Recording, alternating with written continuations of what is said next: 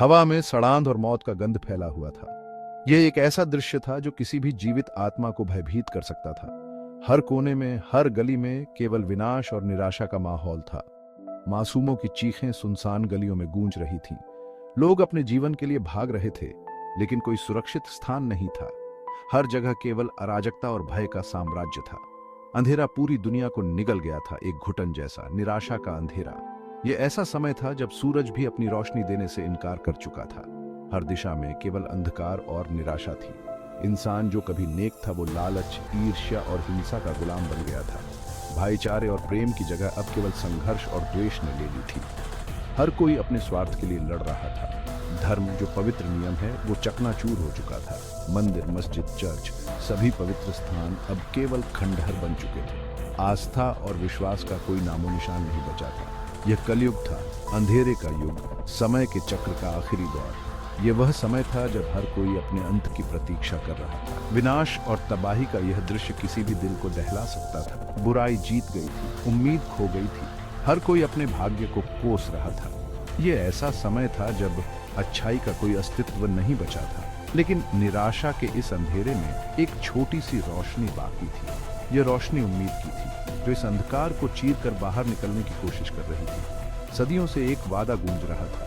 यह वादा था कि एक दिन यह अंधकार समाप्त होगा और एक नई सुबह का उदय होगा। यह वादा था कि अच्छाई फिर से विजयी होगी। एक भविष्यवाणी जो व्यवस्था की वापसी की बात करती थी। यह भविष्यवाणी थी कि एक दिन सब कुछ फिर से ठीक हो जाएगा। यह भविष्यवाणी थी कि एक नया युग आएगा। धर्म ग्रंथों में एक अवतार के बारे में लिखा था जो इस अंधकार को समाप्त करेगा। यह अवतार वह होगा जो सभी को नई दिशा दिखाएगा।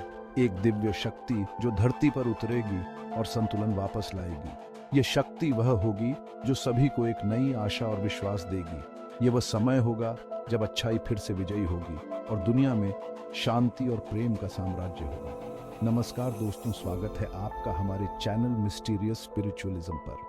आप देख रहे हैं विष्णु पुराण सीरीज का 11वां एपिसोड, कलियुग के अंत की भविष्यवाणी, कल की अवतार। आशा है हमारी पिछली सीरीज शिव पुराण की तरह आप इस सीरीज को भी अपना आशीर्वाद देंगे। हमारे नियमित वीडियोस को देखने के लिए चैनल को सब्सक्राइब कर लें। तो आइए शुरू करते हैं ये एपिसोड। हजारों सालों से प्राचीन ग्रंथों में कल्कि के बारे में लिखा गया था। इन ग्रंथों में न केवल उनके आगमन का उल्लेख था, बल्कि उनके उद्देश्य और उनके कार्यों का भी विस्तृत वर्णन था। विष्णु पुराण ने उन्हें एक शानदार योद्धा के रूप में वर्णित किया था, जो एक सफेद घोड़े पर सवार है और जिसके हाथ में एक जलती हुई तलवार है। यह योद्धा केवल एक साधारण योद्धा नहीं था, बल्कि एक दिव्य अवतार था जो अधर्म का नाश करने और धर्म की स्थापना करने के लिए आया था।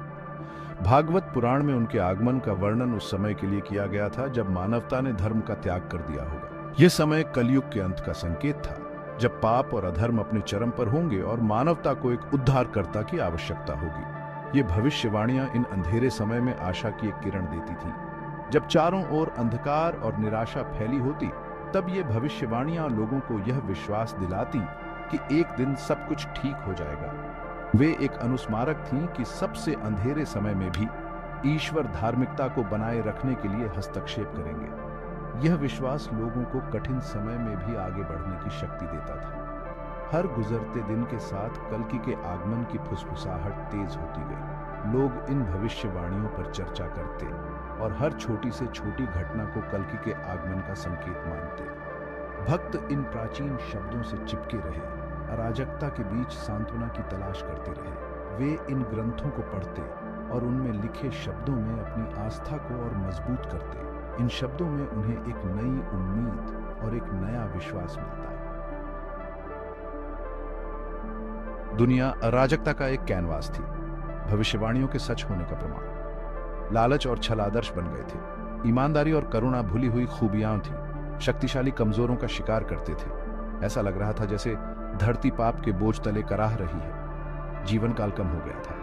बीमारी और अकाल ने देश को तबाह कर दिया था। मौसम अनियमित थे। असहाय लोगों पर बाढ़ और सूखे का कहर बरपा रहे थे। समाज का ताना बाना ही उखड़ गया था। संकेत निर्विवाद थे। कल के अवतार का आगमन निकट था।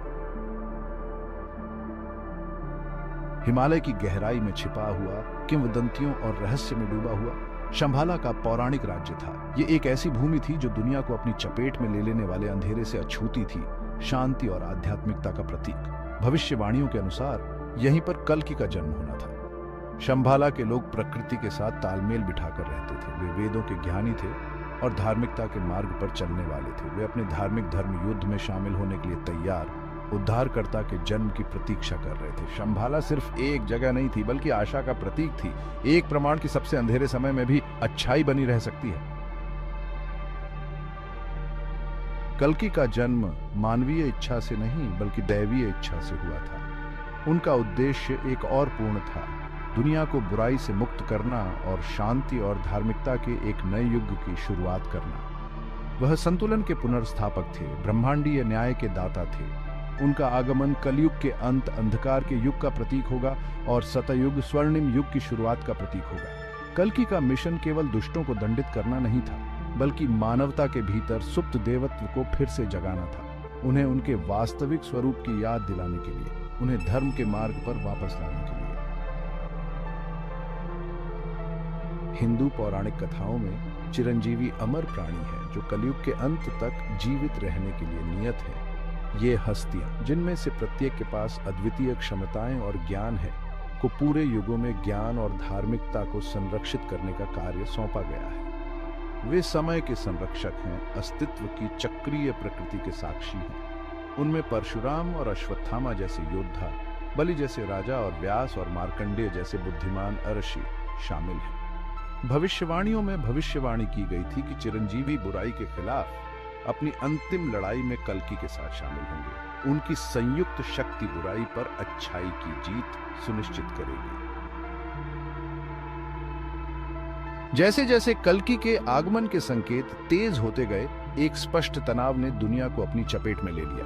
दुष्टों ने अपने आसन्न कयामत को भांपते हुए अपनी दुष्टता में और भी निर्भीक हो गए। उनके अत्याचारों की कोई सीमा नहीं थी।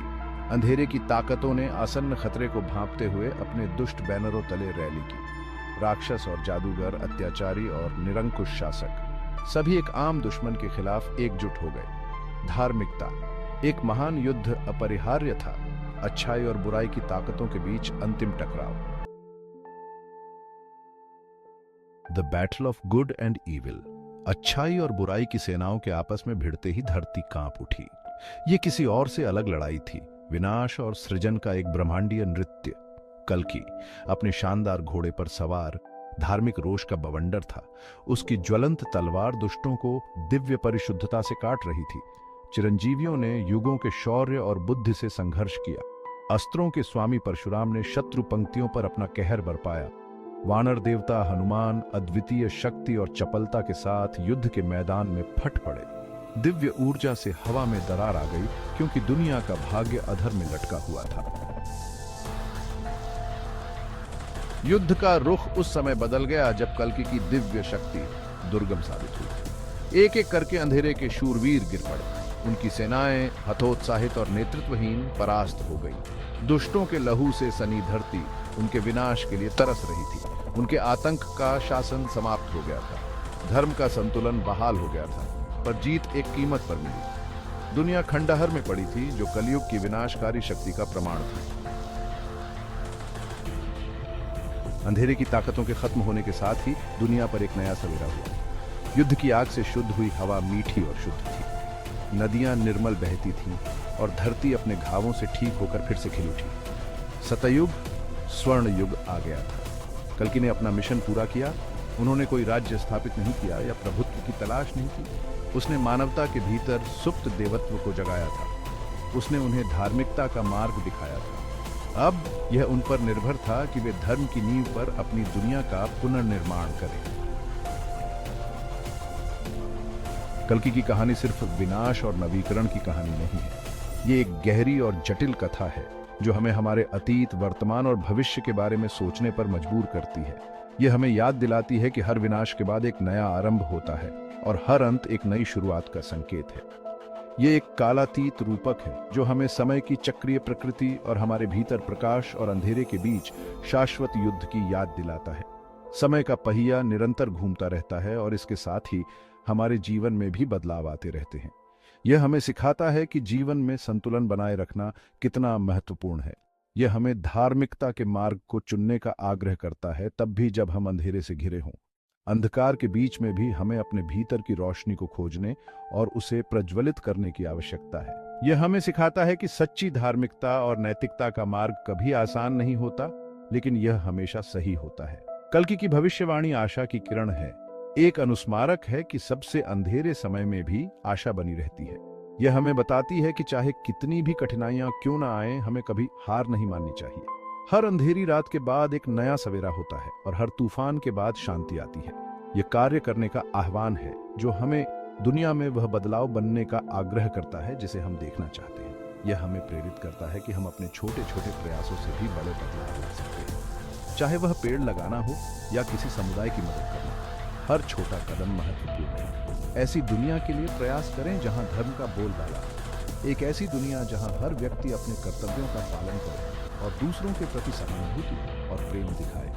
यह हमें एकजुटता और सामूहिक प्रयास की शक्ति की याद दिलाता है, क्योंकि हम में से प्रत्येक के भीतर महान अंधकार और असीम प्रकाश दोनों की क्षमता है। अंततः चुनाव हमारा है। यह हमें सिखाता है कि हमारे जीवन के हर क्षण में हमारे पास यह चुनने की शक्ति है कि हम किस दिशा में जाना चाहते हैं। यह हमें याद दिलाता है कि हम अपने भाग्य के निर्माता हैं और हमारे चुनाव ही हमारे भविष्य को आकार देते हैं।